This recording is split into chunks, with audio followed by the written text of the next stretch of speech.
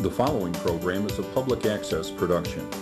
Comcast is required to provide time on this channel and make it available pursuant to franchise agreements with the communities we serve. Comcast is not affiliated with the following program or the producers of public access programming and is not responsible for the content.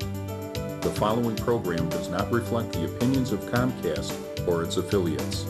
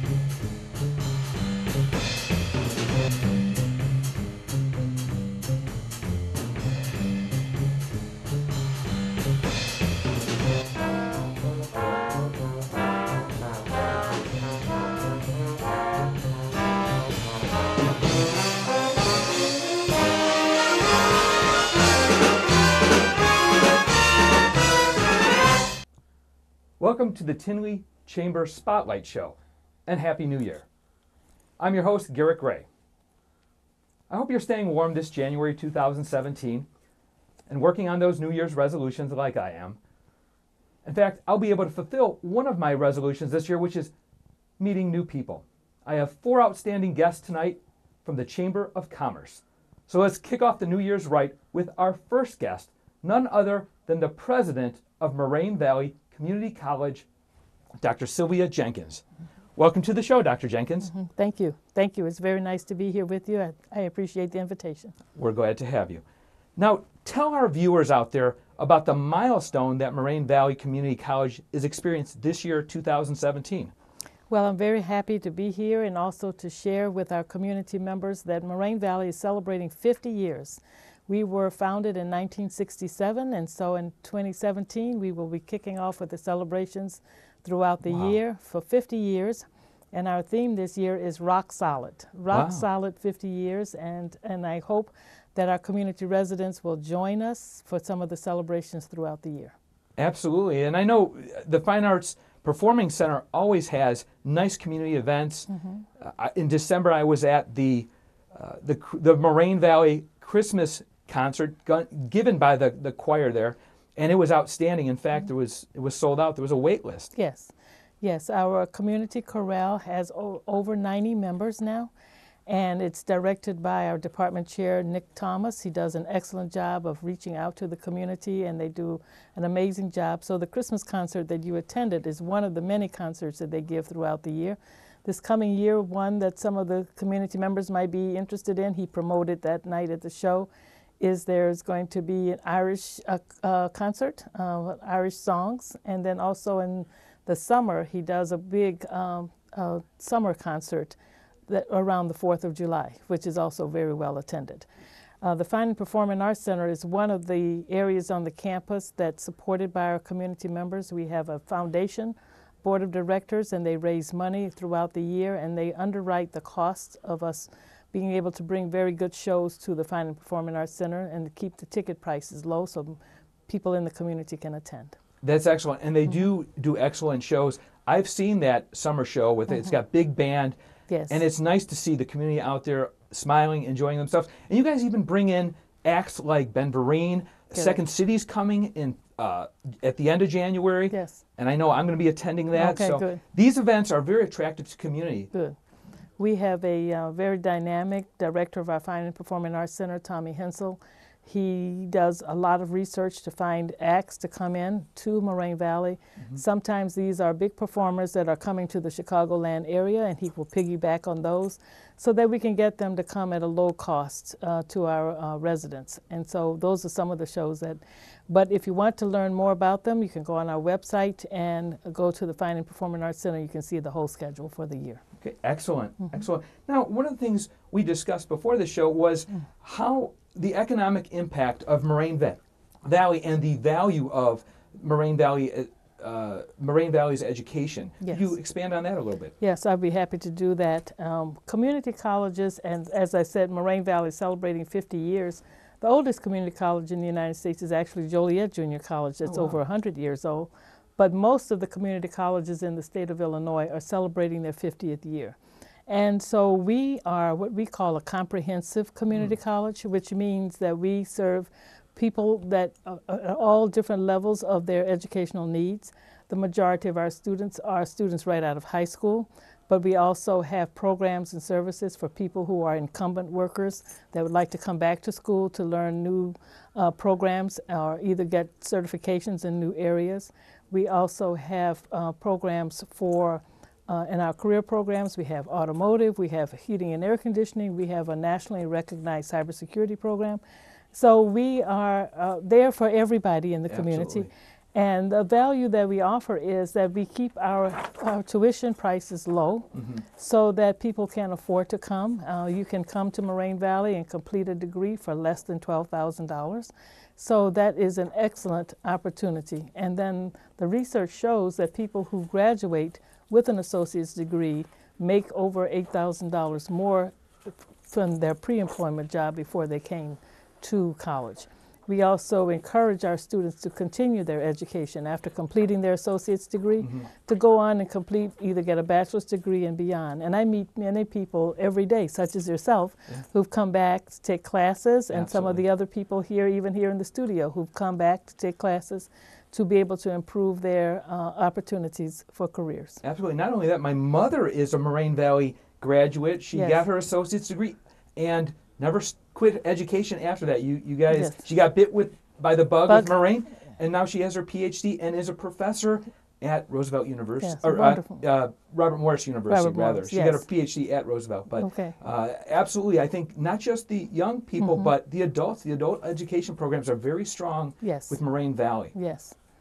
And what have you seen in changes in education for?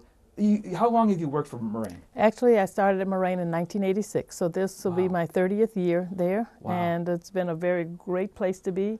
This is my 5th year as the college president, so it gave me many opportunities to experience a lot of different areas of the college. I started there as a faculty member, a librarian, and then went from a librarian to an administrator in 2001 and served in a number of areas, a dean's position, a vice president of academic affairs, and then in 2012 appointed as the college's president, the 5th president of the college. Congratulations. Okay, thank you. Great achievement. Yes. And now you're not a native to Chicago. No, no. So where are you from? I grew up in a small town in Louisiana, Opelousas, Louisiana. My mother, who's 92 years old, Stella Mason, still lives there. Wow. And I was very fortunate when I finished undergraduate school to go to grad school in upstate New York to get my master's degree. And from there, my husband and I came to Chicago in 1986. He pastors a Baptist church in Chicago, Beth Eden Baptist Church. Oh, good. And so that's how we came to the Chicago area. Excellent, excellent. And the rest is history. And the rest is history, yes. So you mentioned the variety of classes that Moraine Valley offers, and it is a wide gamut. Now, you guys also offer, in addition to the classroom classes, the online courses as well. Correct. Now, the professors, do they have to have special training to transfer their curriculum? To be able to teach that, yes. So online instruction is another way that we offer our community residents flexibility in scheduling, simply because we serve many older and returning adult students and many students who have other obligations. So online learning or hybrid learning is really, really a good way for them to be able to complete their education. But our faculty members go through extensive training in order to be able to learn how to use the learning management system that we use, and then also how to develop curriculum for online instruction. Excellent. I took an online course from Moraine Valley for Adobe Illustrator. It was very excellent. Good. So it's the Ed2Go program, I believe, and very, very good. Good, very good. Now, you mentioned fundraising before. You usually have big events to raise funds. Yes, through our foundation, we raise money for our scholarships. This past year, our foundation raised money and gave to the college, and through scholarships and other programs and services, over $450,000 to support students. And they also supported the buying furnitures and fixtures for our new Student Success Center that we opened this summer. Our Student Success Center houses our tutoring, testing, our Veterans Affairs, and Honors program. Excellent. Yes. Dr. Jenkins, our time is fleeting, so Okay. is there anything you want to tell the viewers out here about Moraine Valley? Yes. Well, I want everybody to know that Moraine Valley is your community college, and we are there to serve you. We hope that we can offer the programs and services that you will find beneficial to you. And as I mentioned earlier, we are celebrating our 50th year. You will be getting in the mail your flyer, rock solid, 50 years. Come to Moraine Valley. We'll be there to serve you. Thank you. Excellent, Dr. Jenkins. And I think many people in the community either have taken classes, have a family member or a friend that has graduated Moraine Valley or taken classes. So excellent. We wish you the best of success in the 2017, the 50-year anniversary of Moraine Valley. And here's to 50 more. Okay, Thanks thank you very much. Thank you. I appreciate it. Thank you very much. My next guests are two people who work for the Tinley Park Public Library. Please welcome to the show Sarah Schroeder and Clarice Pelczarski. Welcome to the show, ladies. Thank you, Garrett. We're happy to be here. Thanks for having us.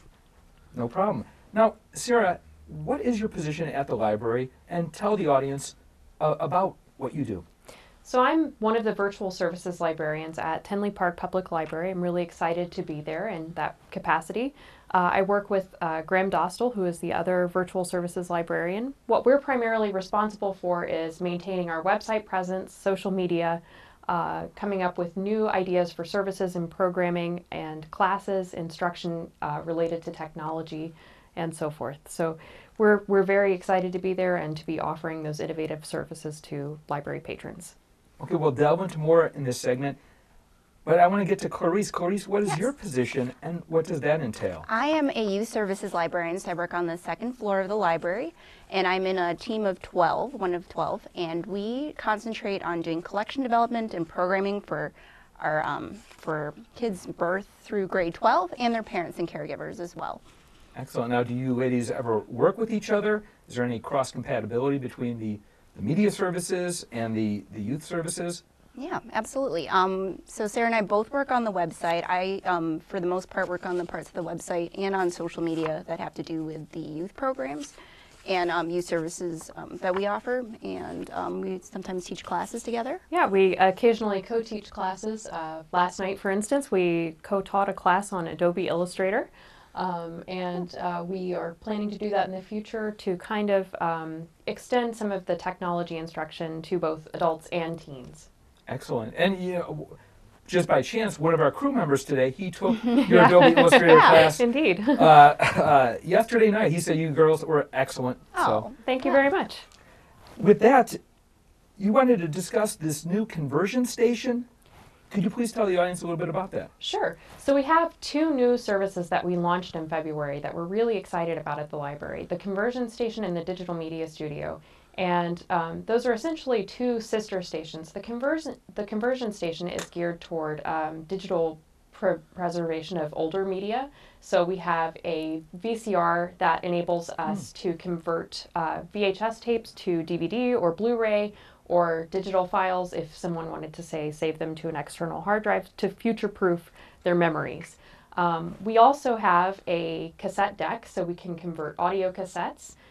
We have a scanner, so people can come in and convert their slides, their old photo negatives, a vinyl record converter, so we have a USB turntable where people can play their records. We had someone who had a grandfather who had served in World War II come in and convert the old vinyl recordings, the personal recordings he made during the war. So that was really great. So you have technology that can even get some of the more ancient or older recording forms. Sure. And we have some software that will enhance the recording. So for example, with the vinyl records, we've got RX Pro or 5.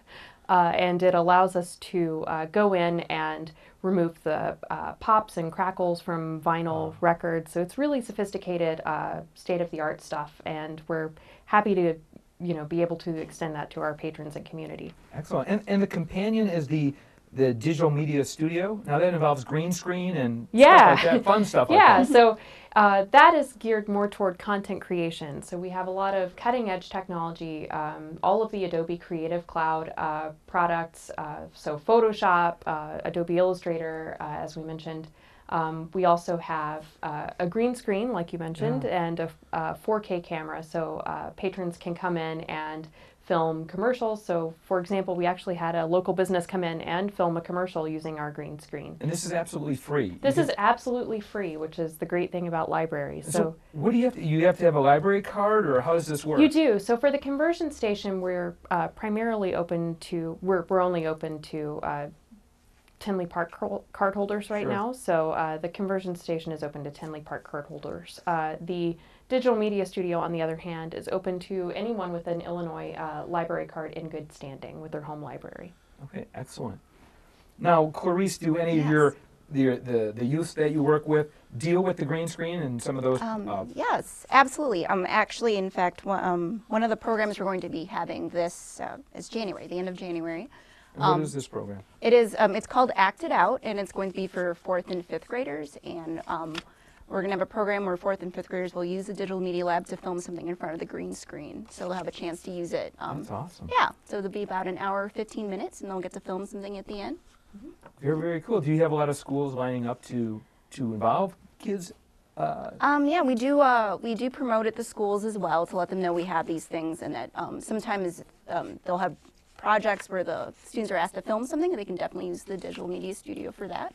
The only thing is that if they're under 13, they need to be accompanied by a parent or... Right, and with ages 13 to 17, they need parental permission. Okay, okay, and you have to make the appointments with the library ahead of time. You don't just show up with a group. Right, preferably not. Preferably. Right. We do allow walk-ins, but we obviously give preference to appointments just so that we can ensure that all the equipment is available, the studio isn't already booked, and also that myself or Graham is available to help with projects. So one thing we do offer is a 30-minute instructional session. Excellent. If patrons are not sure how to use the software or how to get started.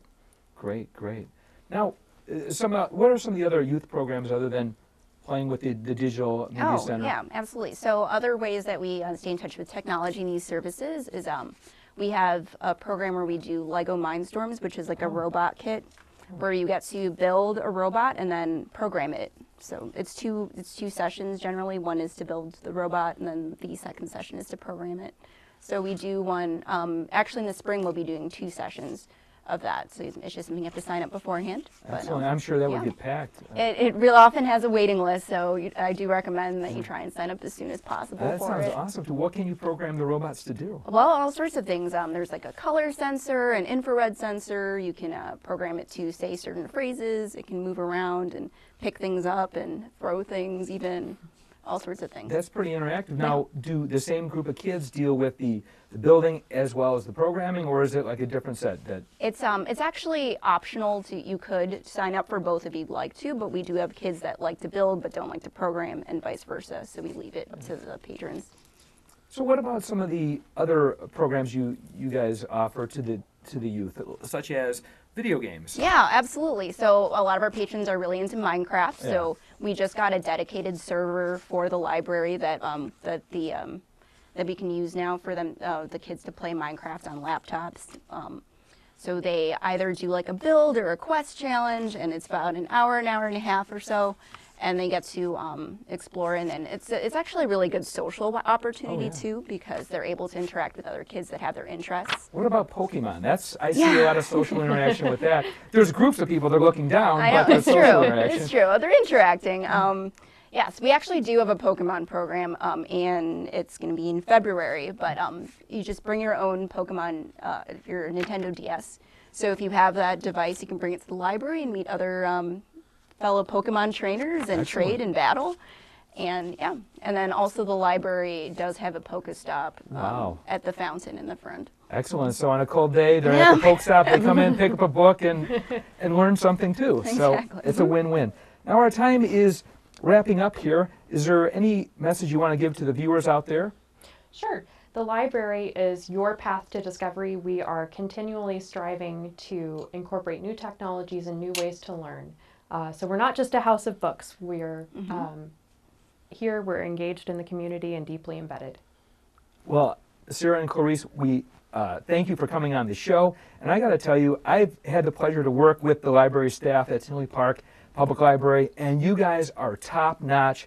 It doesn't matter who I interact with. I'm very, very just in awe of the smoothness, and it's like the easy button. I just have to talk to one of you guys and you solve my problems. But thanks for being on our show, and I hope to see you in the future. Thank you very much, Garrett. Thank you. My final guest is the owner and certified canine massage therapist. You heard that right. Of Feel So Good Canine Massage Therapy, please welcome JoAnne Dykhuizen. Welcome to the show, JoAnne. Thank you. Nice to be here, Garrett. We're glad to have you. Now, I want to know, I'm a cat guy, so what is canine massage therapy? Okay. Canine massage therapy is pretty close to human massage therapy. We do the Swedish techniques. It's the gentle manipulation of the muscles of a dog. We don't really deal with bone issues, that kind of thing. One thing I really want to start off with, though, is that being a certified canine massage therapist, we do not diagnose. Okay. So if there is a problem with a dog that the owner feels is really important, we ask them to see their veterinarians first. Good, good. And what are some of the benefits the dog will receive from massage therapy? The benefits are numerous, just like with us as humans.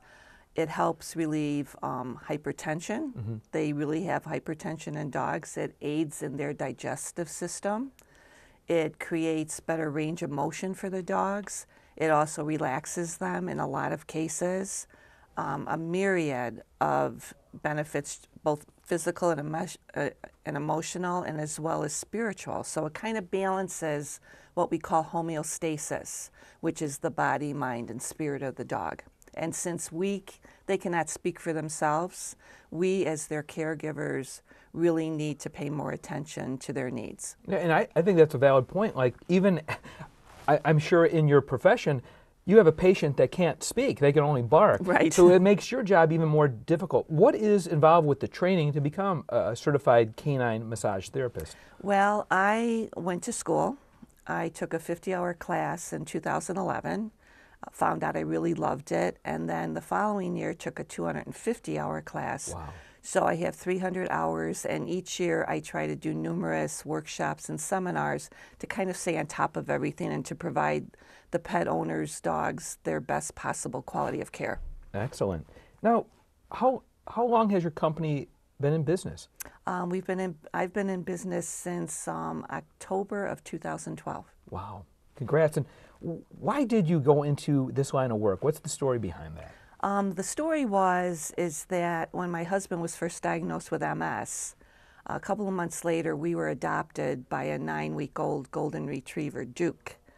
And when my husband passed, my Duke was everything to me and really provided me and got me through a very difficult period of time.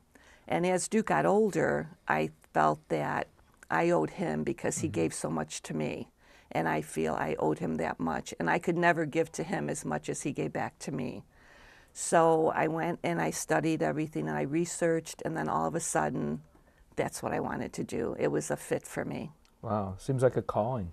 It was great. Seems like fate, yes. The interesting thing is when I took classes, I thought I knew everything about dogs.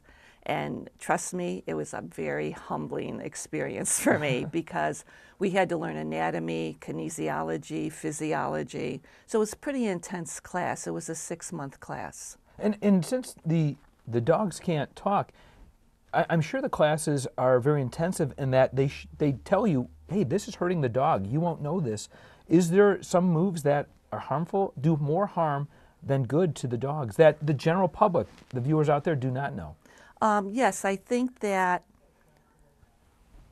massaging is great, and a lot of people do massage their dogs, but I think it's important to remember that if you're not sure of how to properly massage your dog, yes, you could actually be doing more harm than good. Wow, and that would not be good. Nobody wants to have a pet that's unhappy or unhealthy. Right. So now is Duke still with you? No, I lost Duke 4 years ago, but I have my dad's dog Patches, who just turned 14 last Friday. Oh, congratulations. Thank you. Now, and Patches was your dad's dog, right? Yes. Right. And now, do you work on him too? I do. And maybe that's why he's still around at 14. Oh, but yeah. he's really receptive to canine massage.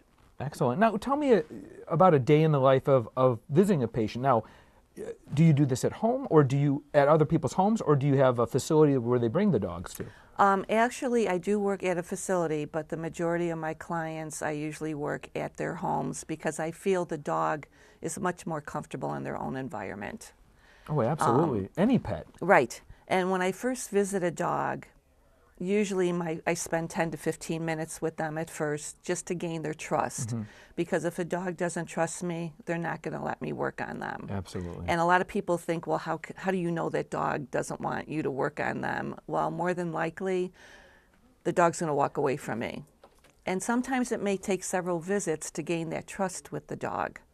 And some dogs are very receptive right off the bat, and other breeds may be a little bit more, need a little bit more work. And just like humans, even though we know massage is good for us, there may be days where we figure, I don't want to deal with this, I don't want to do this. Same thing with the dog. They have their moods as well as we do. Now, is there a difference between the mood of some of the breeds, or even just irrespective of breeds, if a dog was brought up and had a little socialization, would that have an effect on how receptive they are to you working on them? Absolutely. There's what we call a critical socialization period with a dog that starts from 2 weeks old all the way to 16 weeks. And this varies with different canine massage schools. Usually during that time period, the dog should be exposed to other dogs and at least 300 other people, children, men, women. Wow. Because when they're born, they're not really bonded with a human. So it gives them a chance to be touched and feel so that when they go to the vets or the groomers for the first time, they're used to that and they probably will have less problems like that. Wow, excellent. Where would you get 300 people? If I got a new dog, it'd get maybe 2 or 3 people. Maybe my parents come over, a couple more. They can actually be the same people, but at least 300 interactions between excellent, them. Yeah. Excellent. So now, are you a bit of a dog whisperer when you come in? Do you have a natural way with the dogs? I like the fact that you say you take different visits at different times to slowly build up trust, and I think that's very critical with any animal. It is, and we learned a lot with body language in dogs. If you really look at your own dog, you can see that there is, they're giving you signals. You just have to be aware of them. I agree. A lot of times it's just listening actively, I guess. Right. With all your senses, not just hearing, but looking at them and seeing what they're doing. Now, most people treat their dogs like family, and so I would think that if they were just a little bit suspect on that, hey, my pet is not doing so well, I think they'd want to check out. Now, I know it's different from arthritis, where I've seen a lot of my friends have these arthritic dogs. They're very geriatric.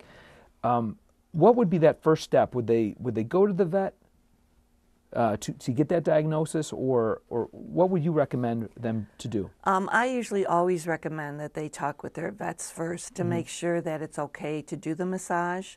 As we talked about earlier, a lot of people say they massage their dogs, but there's actually 5 places on a dog that you should never, ever massage. Uh-oh. Oh, and are you going to share that information with the audience? I would be really happy to share it with them if they sign up for my free canine massage information sessions. And they'll learn about that, what canine massage is, the benefits, which we talked about briefly, and also to learn some tips so that they can go home and try it on their own dogs. Excellent. Very well. Well, our time is running out. Is there something you'd like to share with the studio audience out there today? Sure. I would love to tell you that in addition to canine massage, I also do several workshops. Some of them are dog bite prevention programs for children, pet massage for kids, and also free informational canine massage classes. So come out and see me and bring your dogs with you. Well, thank you for visiting our show today, and we hope to see you in the near future. Thank you so much, Garrett. Pleasure to be here. Likewise.